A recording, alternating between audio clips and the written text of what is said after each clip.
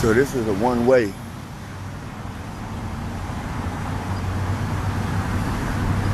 This is a one-way.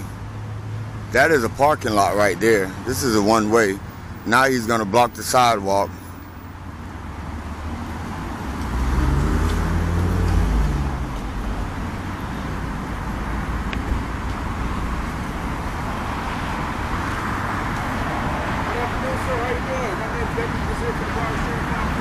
Deputy who? Desir. You know this a one-way? Okay, I do know. Why did you, instead of going in the parking lot, why would you break the traffic laws and go down the wrong way on the one-way? I got a call about... So they get to tell you to break the traffic laws? Because you got a call? And you blocked. Does that mean that? You didn't answer that question. I don't care what the call is about, you don't get to break the law. Sorry, sir. What was the name again? I didn't give it. Why would you need my ID? Just trying to identify. Why?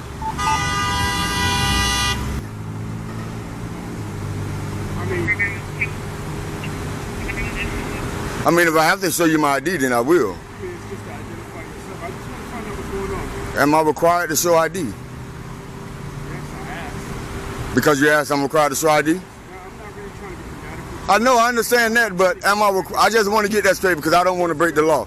I'm required based on what circumstance? I just want to address you by your name. What's your name? No, let's talk about the requirement. Okay. Based on what specifications am I required to give you my ID? I'm trying to identify who you are. Right. I want to... Do you have authority to identify me? I just want, seriously. I do. Under what provision? This story doesn't begin with chaos. It begins with silence, the kind of silence that exists right before tension erupts. A calm sidewalk, a steady camera, and then everything shifts. A deputy pulls in the wrong way on a one-way street, and in that single moment, the stage is set. From here on, every word becomes a challenge, every question becomes a test, and every second pulls us deeper into a confrontation about power, accountability, and the law itself. Welcome to a public encounter where the camera never blinks, and the truth has nowhere to hide. Committing a crime, about to commit a crime, or in the process of committing a crime. Right now, I don't have no proper cause. So, am I required to ID to you? You just said you don't have any proper cause. Am I required to ID? See, words matter, especially to the people who don't know. Okay. So I'm asking you, am I required to give you my ID? No, sir. I'm just But you said yes. What's going on? I want to find out what's going on. I just want to have a simple conversation. Right.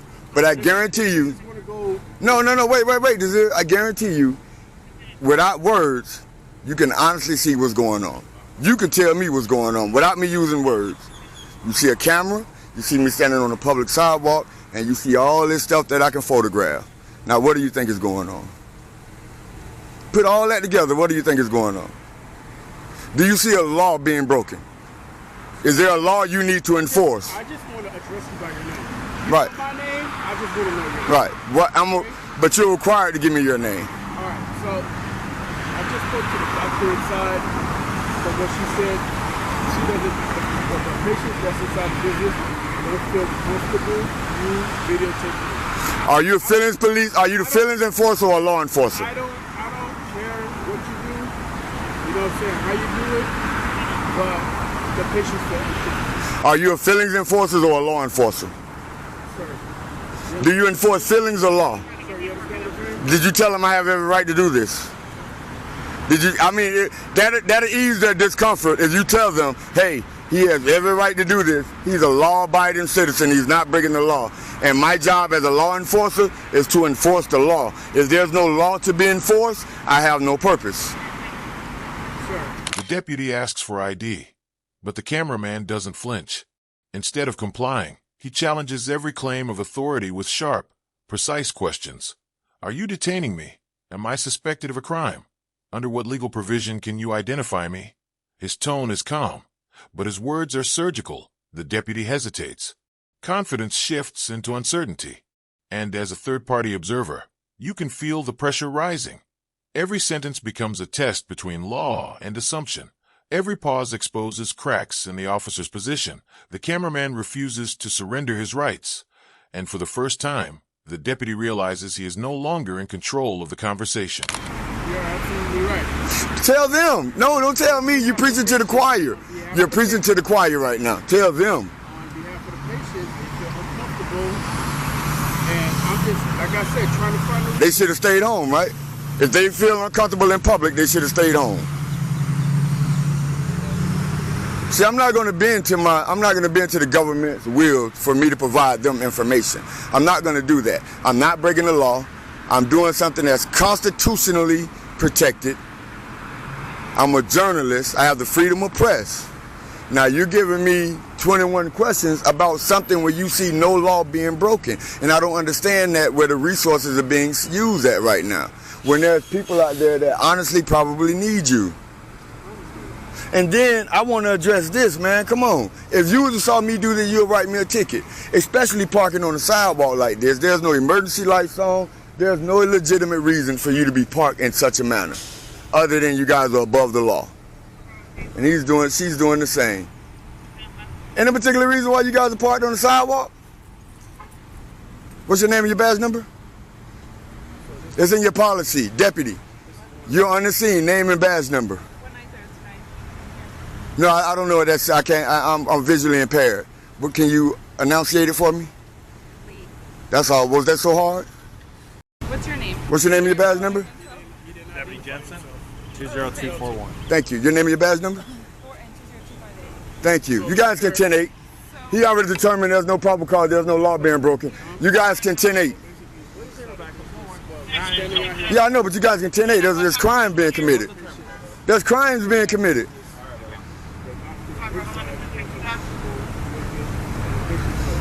Are you the feelings enforcer or a law enforcer? Are you a feelings enforcer or a law enforcer? I don't care. I feel uncomfortable with all these people around me with guns. Are you going to do something about that? Are you going to do anything about that? Me being uncomfortable with all you guys with guns around me? The deputy finally explains why he was called. Patients inside said they felt uncomfortable. And in that moment, the cameraman delivers the line that shifts the entire encounter. Are you a feelings enforcer or a law enforcer? The question hits like a hammer. Emotion versus constitution. Discomfort versus rights. As an outside observer, you can feel the weight of the moment, because now, this isn't about filming anymore. It's about the purpose of law enforcement itself. The cameraman makes his position crystal clear. Rights don't vanish just because someone feels uncomfortable. And suddenly the officers are no longer speaking to a suspect. They're standing in front of a citizen who understands the law far better than they expected. No? You're not going to do anything about that, Thornton? Can you help me on that? I'm uncomfortable. All you guys got guns. He's willing to do something for them. They're uncomfortable and I have no gun. So can I get something done for me? I'm uncomfortable. Does that matter, Desir? Does my comfortability matter? I'm uncomfortable. I'm uncomfortable. I'm uncomfortable. But I'm uncomfortable with all these people with guns around me. If they're uncomfortable with a camera, how do you think I feel with guns? So you guys can 10-8. Let's make everybody comfortable. You guys can go and I'll be okay. We have guns. Nobody mentioned about using anything. No guns, no nothing. Right. So my comfort doesn't matter. My discomfort doesn't matter. But nobody mentioned the crime to you and you're telling me their discomfort. What about, I'm telling you I'm discomfort. And you're not caring about that. Are you uncomfortable again?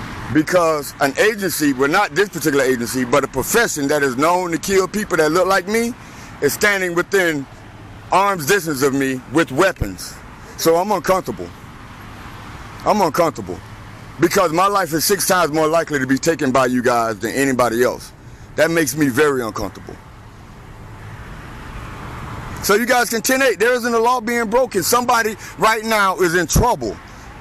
But you guys are here to a public photographer who hasn't been on their property, who hasn't broken one law.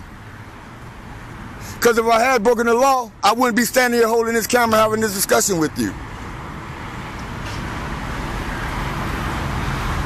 Are you guys looking for a crime now? We investigate. Just trying to figure out what's going on. That's it. Again, without me telling you what's going on, what would your eyes decipher me doing? Listen, I can't read mine right now. You don't have to read mine. You can read actions. I want you to tell me. You can read action. The cameraman shifts the focus, not on himself, but on the officers. Their vehicles block the sidewalk. Their presence lingers, with no crime committed. And he makes the point clear. If a regular citizen did this, they'd be ticketed on the spot. Now the roles reverse. The officers fall silent. The cameraman remains steady and unwavering. From a third-party perspective, you can feel accountability closing in. He reminds them, no crime that no lawful reason to remain. And in that moment, a flicker of doubt moves across the scene.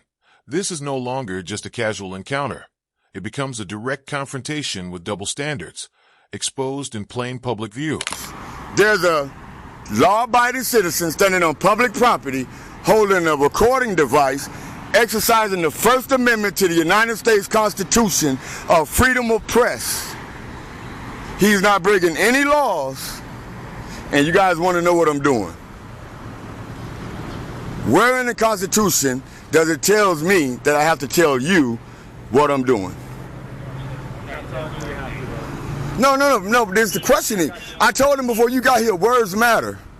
He told me that I'm required to identify to him, as if I don't know Florida statutes 901.151, which I will not identify. Now I'm flat out refusing to. Is that against the law? Is that obstruction? Because in order to ID me, you need probable cause of a crime being committed, about to be committed, or have been committed. In order for me, a Floridian, a taxpaying citizen, to relinquish my Fourth Amendment right to you. Do you have any of that? It's a yes or no. You want me to answer your questions, but you want to answer mine. It's a yes or no. Do you have any of that? I feel like you answered when you asked me, what am I doing? Asked, I gave. You didn't know? We're on the same level right now. Okay. So, why we still here then? Why are we still here? At the initial contact with you, I asked you, sir, tell me your name so I can address you by your name. Good citizen. Good citizen. Right? Good citizen. That's not the name your mom gave me. But it doesn't matter. I'm not required to give the government my name. This isn't Russia. I don't care about those patients.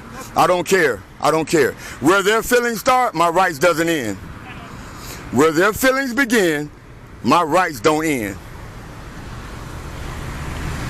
Now, I gave you Florida statute. I told you about the Fourth Amendment. You see I'm not breaking the law. Why you got, okay, I'm not detained, am I? Am I detained?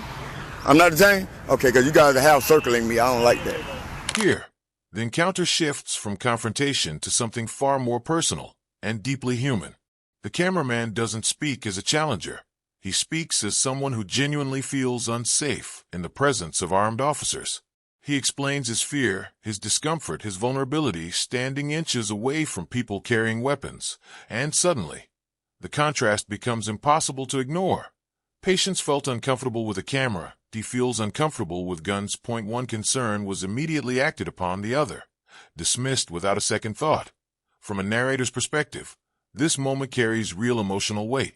There's no anger in his words, no hostility, only quiet honesty, the kind that forces everyone present to reflect rather than react.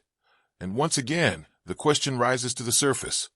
Who is truly being protected, and who is being controlled? No, I'm not leaving. I just don't like to be half circled like that.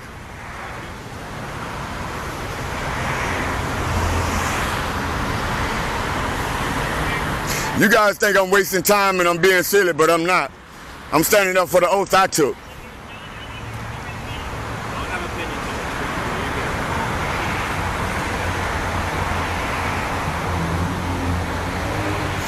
That's what should happen to the camera. People should be silly in front of the camera. Don't think people are trying to hurt people. How many cameras did you guys pass by getting here? More than we can count. So sometimes I wonder, is it the camera or is it the man with the camera? Unfortunately, today we get a call about it. I know. I'm not blaming you guys. I'm not blaming you guys. If the job is being done right, I applaud it. But when the job is being done to manipulate, I'm going to push back on it. I agree with you. Right? I'm going to push back. You guys are going to see the video. And I asked him several times, am I required to give you my ID? Him thinking I don't know, said, yeah, I'm required. That's not right. That's not right. I know. And hey, I believe you're a good dip. I believe Tony don't hire nothing but the best. So I need you guys to be that way.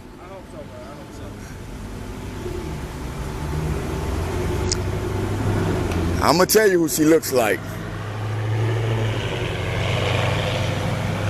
Light-skinned Rihanna. You a light-skinned Rihanna. That's a compliment right there. Or maybe it's a compliment to Rihanna. Hey. 10-8? Told you that 5-10 minutes ago. You too, man. Be safe. Thanks for your professionalism. Hey, Desir, come on, man, but you still ain't telling me why you... And here, the encounter reaches its defining conclusion.